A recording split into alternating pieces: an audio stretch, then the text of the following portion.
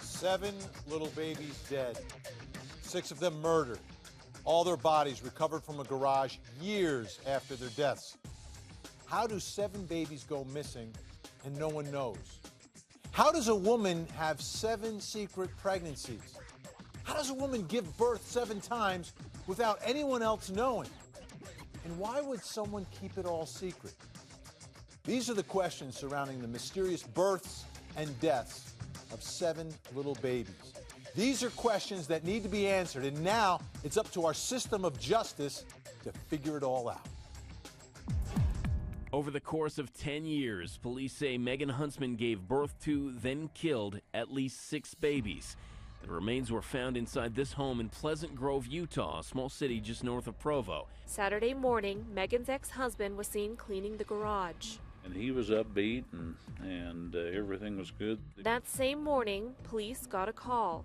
They came across a suspicious box. Inside the box, An infant that was deceased in the box. and 6 more small cardboard boxes were discovered by police, each with an even tinier body inside. A neighbor across the street who was too disturbed to go on camera watched through his surveillance video as police carried the lifeless infants out of the dark home. I don't know how something like this can even happen, but it did. She was always a good babysitter because she babysat my grandchildren when they were little. Some also found it odd that they didn't notice Huntsman had ever been pregnant. We always thought she looked skinny. We never saw any evidence of pregnancies. Police believe Megan gave birth over a span of 10 years from 96 to 2006 and murdered each one. And the crime scene photos have now been released, and we get a look inside that garage. Let me bring in HLN law enforcement analyst Mike Brooks. Mike, as we take a look at these photos. And let's begin here. This is the area we're talking about, the garage. But what I notice here, Mike, is all this debris in this photo down here that you can see that's been removed and was inside that garage. Right, and everything here on the trailer, and were these boxes, were they all stacked up on top of each other? Was it almost like what they call Collier's Mansion conditions, where it was just everything just stuffed in there, like we saw in a case in Ohio where they were looking for the baby, couldn't find her. Absolutely, and in this photo we get a little better look inside the garage here, Mike, and a couple things strike me. I see the door over here. I also see this railing over here as well. Well, apparently there is another residence or a basement that people were living there. And that so the entrance to a basement or a basement apartment is in the garage where these 7 babies were. Right, and that goes to, again, to the question of why didn't anyone smell anything if these boxes had been there the whole time they lived in this house? Joseph Scott Morgan also joining us on the phone, forensics expert, professor at Jacksonville State University. Let me ask you about that. We're looking at the picture right now of this garage. There's a basement entrance there. How surprised are you that no one could smell the decomposition of 7 little babies in that garage? Hey, good morning, Ben. Good morning, Mike. To me, it's beyond the pale. I don't see how someone could have walked by this or lived in this environment and have not smelled it. What this gives me an indication of is that someone was indwelling the residence and they were either just completely oblivious to it, or they were denying this to the point where they had convinced themselves that these babies were not down there. This makes this all the more poignant and very, very sad. Again, if you've got other people living adjacent to the area, I would think that this would raise some questions as well. Many times people will just assume, in my experience as a death investigator, they will assume that this is some type of animal that they're smelling that has gotten into spaces in the wall. I could understand that.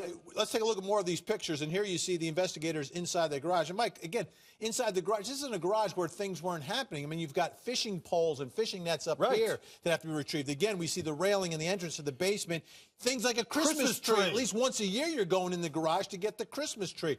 Let's take a look now at one more photo that we have inside. And here you get, again, the idea of all the things that were in there piled up.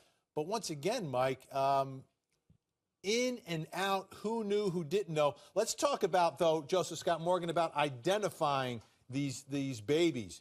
Will it be possible to identify forensically through DNA if, in fact, all these babies have the same mother, the same father?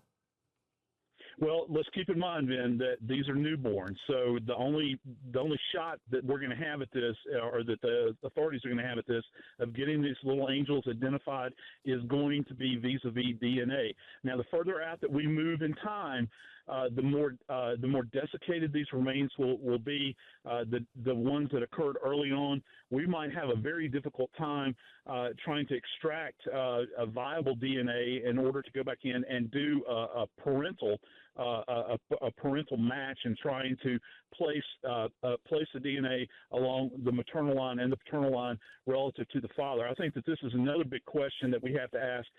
Did this man that she was involved with, did he father all of these children? I think that's a big question as well. That's a huge question, and is that in fact related to the motive here? Is she with someone and perhaps, having an affair, and that's the reason behind all these murders? This woman had 3 grown daughters. They fled the home. They're living away from her now. That tells you something. The husband was convicted of a sexual assault and manufacturing methamphetamine. That tells you something. This woman had some sort of very severe mental illness, no doubt herself. The question is, what was that? It's hard to imagine that she was psychotic to the point where she thought it was a good idea to kill these children, these babies, as though some voice was telling her to do it, because we have people in the community saying that she seemed normal. She actually was babysitting for other people. Hard to imagine, but that's in fact the case. I think that it may have been a substance use problem or something where she had such financial difficulty that she perhaps turned to something like prostitution, and these babies may have been a product of that problem. So we will see more. That's pure speculation on my part, but it's not all fitting together yet. We will know more as this story unfolds. And Dr. Drew talking about the neighborhood and the community, right? Well, this is the same neighborhood that we covered another big trial. And remember Dr. Martin McNeil? Same town out in Utah where that took place. This is taking place. Let's take a look at the neighborhood because we've got pictures of it. Let's take a look. We got the neighborhood?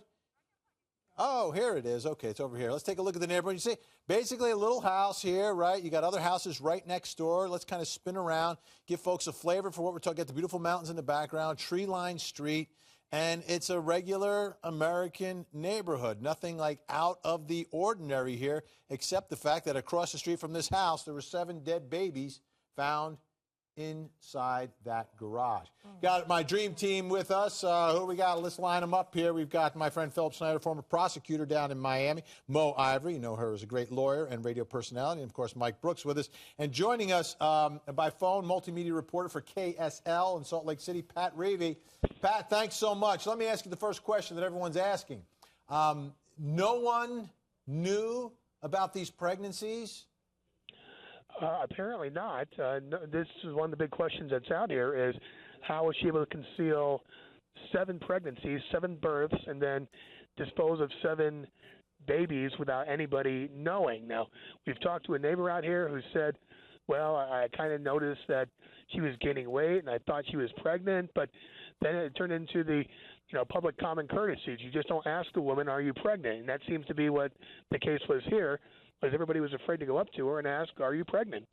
All right, well, let's take a listen to what some of those folks in the neighborhood had to say because, it's a small community. We saw how close the houses are to each other. She's babysitting for people. Take a listen.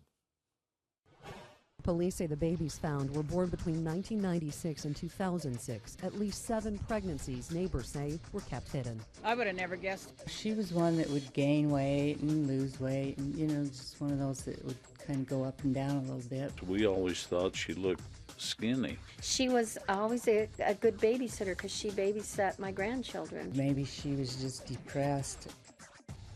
All right, so let's take a look at the timeline because I think that's important when we get to figure this whole thing out. So you take a look at the timeline. All right, between 1996 and 2006, that's when they believe these 7 children were born and died, okay?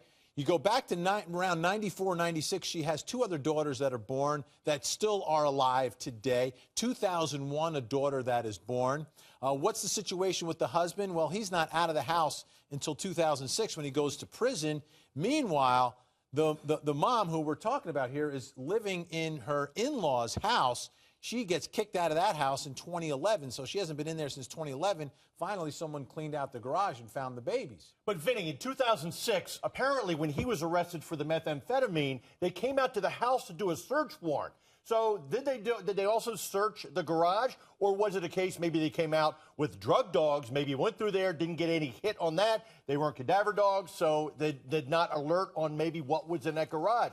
Or are these her babies at all? That's why the DNA tests are so crucial. You know, could there have been some baby ring in that area? We don't know. You know, I find that to be very interesting because I don't understand how even having her oldest child would have been 12 years old at the time this started in 2006. 12-year-olds these days are very inquisitive. They are watching there, especially a girl would be watching her mom 7 times she was pregnant. But her husband didn't notice either. Yeah, I'm not buying that either. I'm not buying that either, and I just find it very hard. But the husband is the one who ends up is the one cleaning out the garage, who makes the call to police. Philip Snyder, let's presume, and these are big presumptions, right, that no one else knows, okay, about all of this, and it is her. In terms of a motive, what could a possible motive be here? And do you think it's plausible that the most important fact might be who is the father of these children, that perhaps if she's having an affair and having an affair, and a way to cover up the affair is to hide the pregnancy, hide the children, conceal the birth, and then murder the children? Is that even it's certainly plausible? Possible. No, that's not plausible. I can't imagine such a small, tight-knit community not knowing that an individual is pregnant 7 times over a period of 10 years, and no one says anything. No one says boo. No one smells anything. No one sees anything. It's very hard to comprehend. As far as motive, she's a sicko. I mean, it's really difficult to think and speak logically about someone that just has such severe mental illness that there is no logical explanation. And it's very sad that no one stepped up, no one said anything, called the police, called the authorities to report this, because it may have stopped this string of horrendous murders. Yeah, and the bottom line, again, here is that these are a lot of unanswered questions. The investigation is continuing. Pat Reevey, big thanks from KSL in Salt Lake City, Utah.